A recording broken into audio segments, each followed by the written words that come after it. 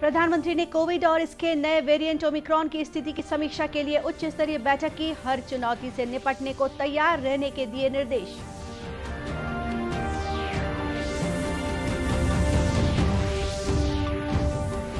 प्रदेश में कोरोना के 38 नए मरीज मिले। दुर्ग जिले में कोरोना के एक मरीज की मौत।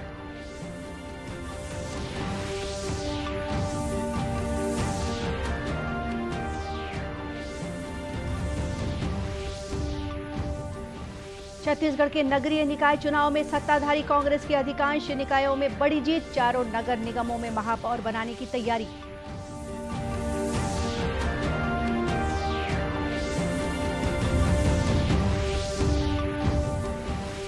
और प्रधानमंत्री सूक्ष्म खाद्य उन्नयन योजना में शामिल हुआ छत्तीसगढ़ का गरियाबंद जिला।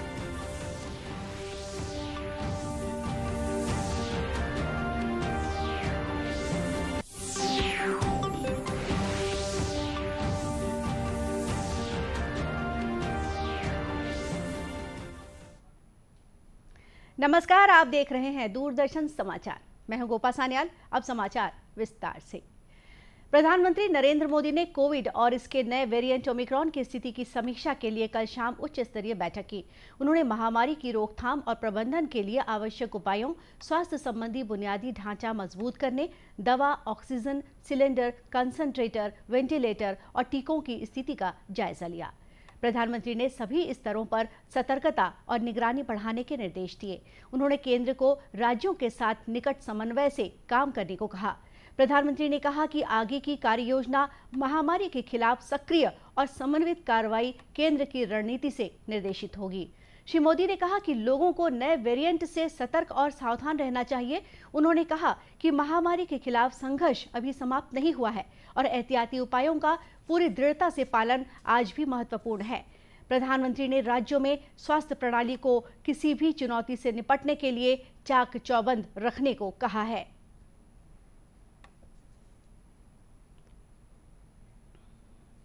इधर छत्तीसगढ़ में कोरोना संक्रमण की दर स्थिर बनी हुई है। पिछले 24 घंटों में प्रदेश के 38 लोगों में कोरोना संक्रमण की पहचान हुई है। वहीं दुर्ग जिले में कोरोना के एक मरीज की मौत हो गई है। प्रदेश में अब तक 10,07,517 लोग इस महामारी की चपेट में आ चुके हैं। इनमें से 13,596 की मौत हुई है। वहीं 302 लोगों का अभी भी इलाज जारी है। इधर देश में पिछले 24 घंटों में 6,650 नए कोविड मामले दर्ज किए गए हैं। इस समय देश में लगभग 77,000 रोगियों का इलाज चल रहा है।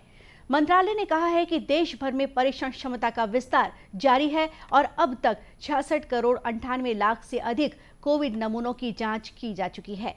इस बीच राष्ट्रव्यापी टीकाकरण अभियान ने भी जोर पकड़ा है। अब तक देश में 140 करोड़ 31 लाख से अधिक लोगों को कोविड रोधी टीके लगाए जा चुके हैं।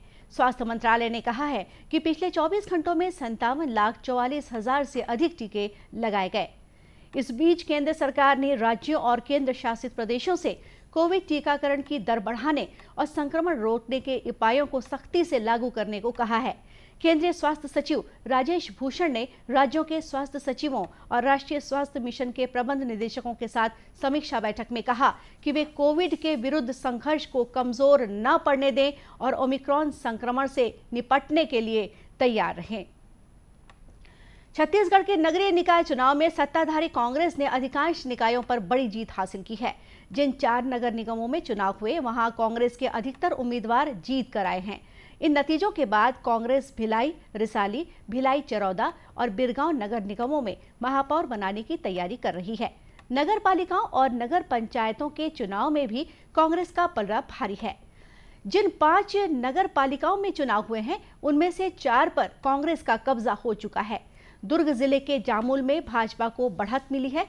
6 नगर पंचायतों में नरहरपुर, भोपालपट्टनम, भैरमगढ़, मारो, कोंटा और प्रेमनगर में भी कांग्रेस को बहुमत प्राप्त हुआ है। मुख्यमंत्री भूपेश बघेल ने निकाय चुनाव में कांग्रेस की जीत पर कहा है कि बस्तर से लेकर सरगुजा तक काफी बेहतर परिणाम सामने आए हैं। कार्यकर्ताओं और प्रभारी मंत्रियों की मेहनत के दम पर कांग्रेस ने निकाय चुनाव में जीत हासिल की है। देखिए, बहुत बढ़िया रिपोर्ट, चाहे वो बस्तर हो, चाहे सरगुजा हो, चाहे वो सारंगगढ़ से लेकर भिलाई, बिरगांव, सभी जगह बहुत अच्छे रिजल्ट आए हैं। मैं सभी को बधाई देता हूं। हमारे खासकर जो जीते हुए प्रत्याशी हैं उन सबको बधाई। साथ ही हमारे जो कार्यकर्ताओं ने जो मेहनत की, हमारे संगठन के साथियों ने, हमारे विधायकों ने, प्रभारी मंत्रियों ने और जिनको जिनको जिम्मेदारी दी गई थी, उन सब ने खूब मेहनत की और जिसका परिणाम है कि आज भारतीय जनता पार्टी के उनके प्रभारी भी यहाँ लगे हुए थे, तब भी हमारे कार्यकर्ताओं के सामने वो टिक नहीं पाए।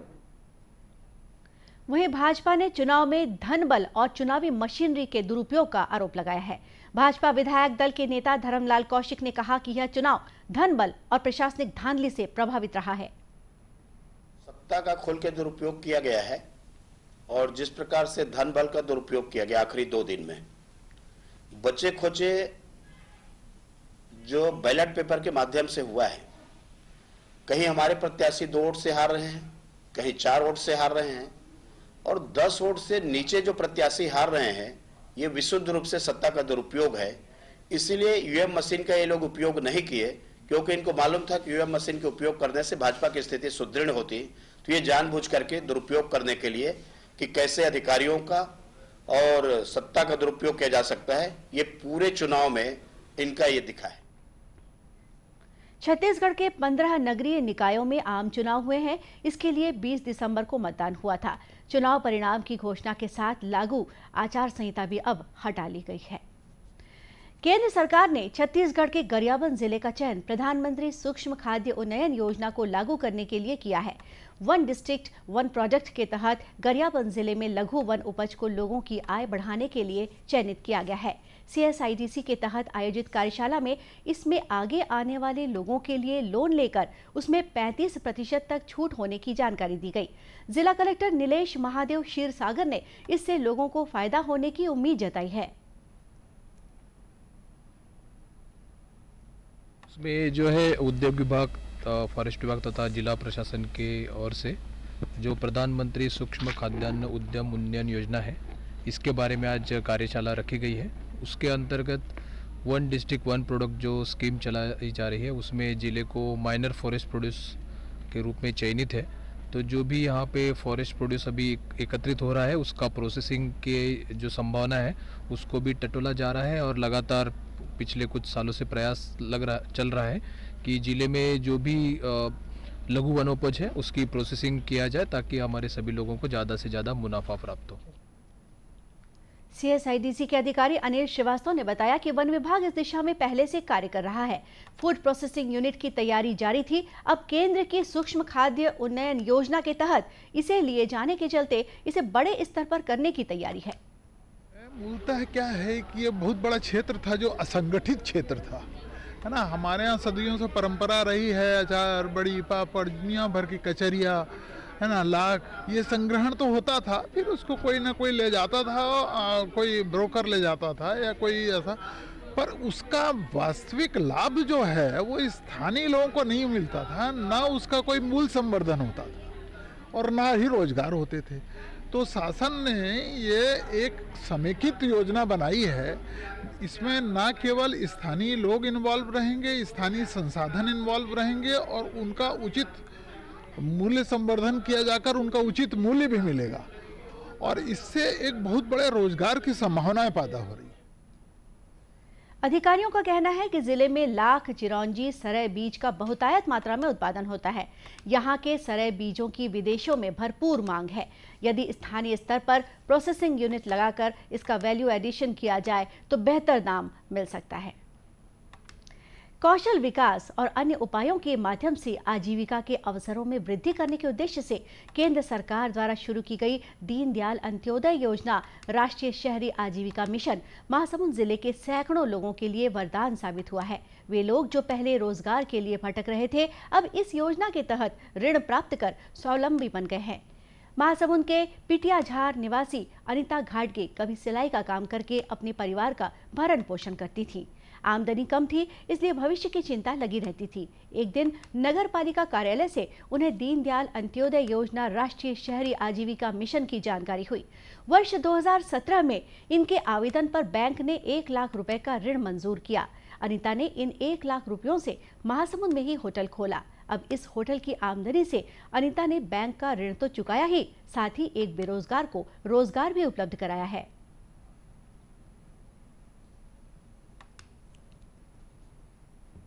तो मैं इसके लिए अप्लाई की तो मुझे जल्दी ही 1 लाख का लोन पास हो गया, तो मैं फिर ये होटल डाली इसमें और मुझे अच्छा ही कमाई हो रहा है।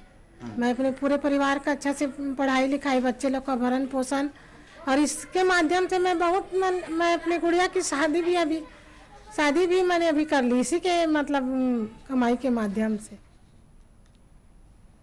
महासमुंद में ही दलदली रोड की शबीना तांडी ने भी इस योजना के जरिए अपना काम शुरू किया है।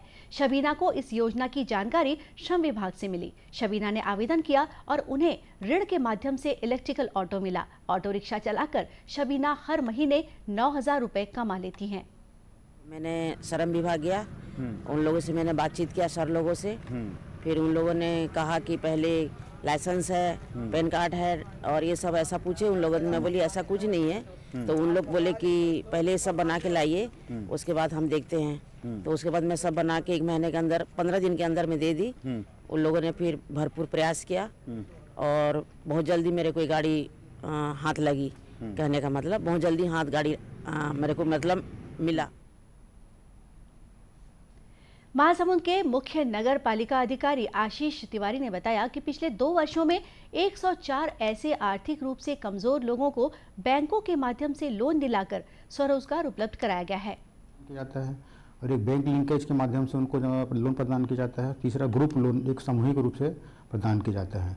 तो व्यक्तिगत ऋण में 20-21 में 78 का हमको लक्ष्य मिला था, जिसमें से 82 लोगों को हम लोगों ने इसका लाभ प्रदान किया है। इस प्रकार 21-22 के लिए हमको 78 का लक्ष्य मिला है। इसमें 22 अभी तक हम लोग प्रदान कर चुके हैं और शेष जो है बैंक में प्रक्रियारत है। इसमें मुख्य रूप से लोगों को मोबाइल रिपेयरिंग, ऑटो पार्ट्स, किराना, सब्जी दुकान, टेंट हाउस, सिलाई मशीन आदि के लिए उनको लोन प्रदान किया जाता है।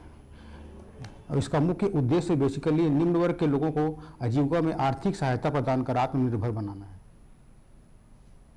इस योजना के तहत हितग्राहियों को व्यक्तिगत एवं समूह दोनों स्तरों पर लोन मिलता है, जिसमें केंद्र सरकार का 75% एवं राज्य सरकार का 25% अंशदान होता है।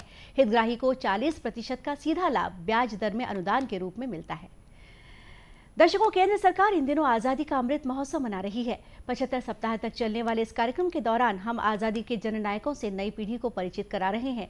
आजादी के सफर के आज की इस कड़ी में हम बात कर रहे हैं स्वतंत्रता सेनानी पांडुरंग सदाशिव साने के बारे में।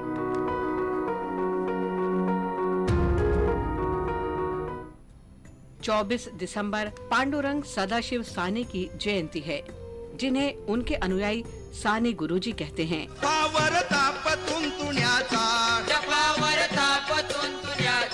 शाहीर हा महाराष्ट्राचा प्राण,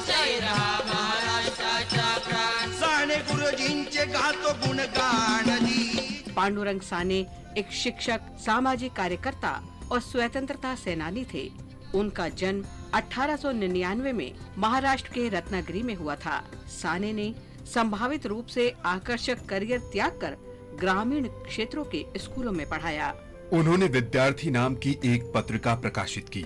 1930 में गांधी जी के सविनय अवज्ञा के आह्वान से प्रेरित होकर साने ने अपना शिक्षण व्यवसाय छोड़ दिया और अपना जीवन स्वतंत्रता संग्राम को समर्पित करने का फैसला किया। छोड़ो भारत चळवळ सुरू झाली, गांधीजींनी प्रेरणा दिली, करेंगे मरेंगे मंत्रा, जनतेने खूप दिली बघा साथ जी, जनतेने खूप दिली बघा साथ। उन्होंने ग्रामीण महाराष्ट्र, विशेषकर खानदेश क्षेत्र में भारतीय राष्ट्रीय कांग्रेस के प्रसार में महत्वपूर्ण भूमिका निभाई।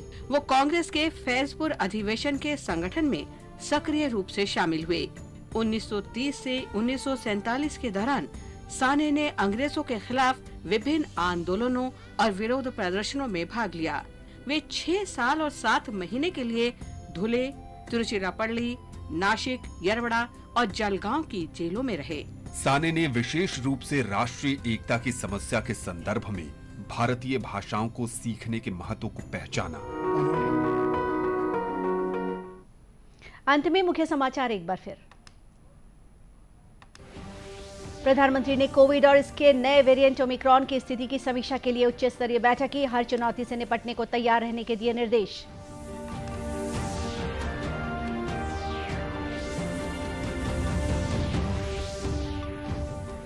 प्रदेश में कोरोना के 38 नए मरीज मिले। दुर्ग जिले में कोरोना के एक मरीज की मौत।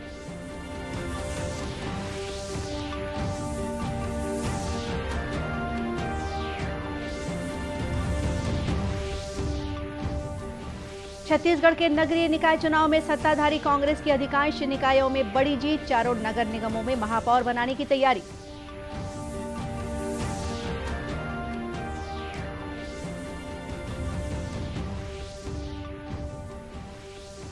और प्रधानमंत्री सूक्ष्म खाद्य उन्नयन योजना में शामिल हुआ छत्तीसगढ़ का गरियाबंद जिला।